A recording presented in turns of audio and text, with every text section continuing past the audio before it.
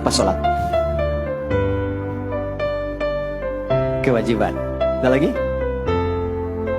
Baik.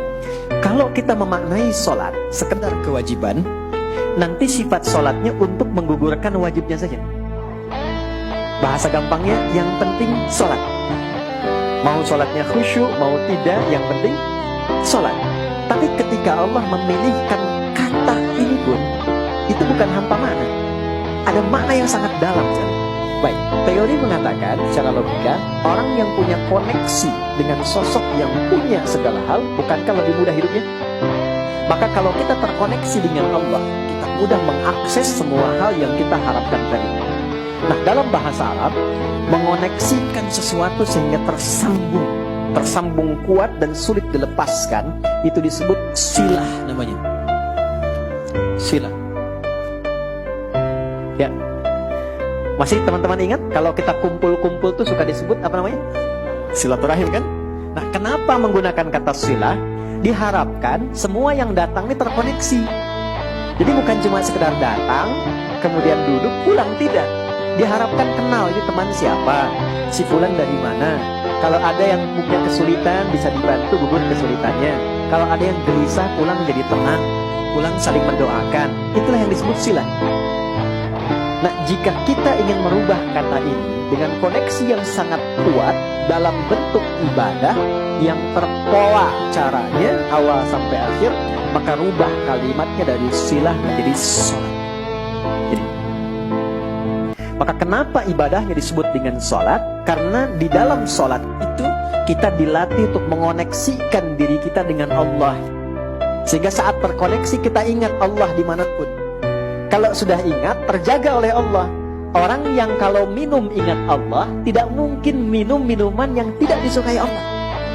Ada orang mabuk baca bismillah? Gak ada. Orang kalau ingat Allah gak akan menipu. Orang kalau ingat Allah gak mungkin keluar masjid tertukar sendal. Itu gak mungkin tuh. Ya kan? Orang kalau ingat Allah gak akan menyakiti, karena ingat. Nah, ini yang dimaksudkan Quran surah ke-20 ayat ke-14. Ini konsep dasarnya ini. Ya, innani anallahu la ilaha illa ana fa'budni. Akulah Allah yang menguasai segalanya, satu-satunya Tuhan yang punya semua akses dalam kehidupan.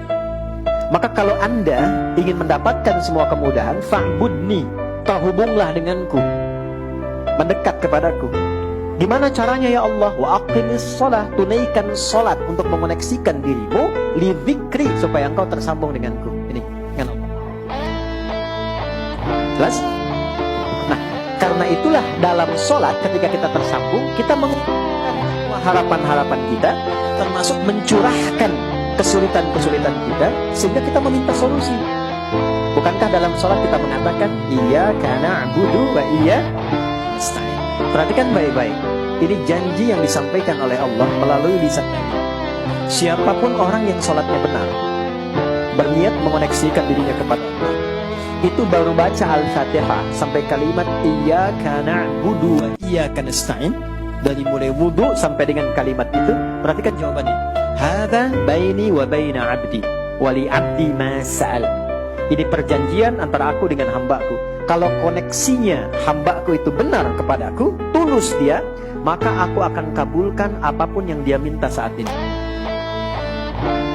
Karena itu, tidak ada satupun, bahkan Nabi dan Rasul yang pernah hidup di bumi, saat punya kesulitan dan meminta sesuatu, mereka umumnya lakukan dalam sholat, dan selalu cepat dikabulkan.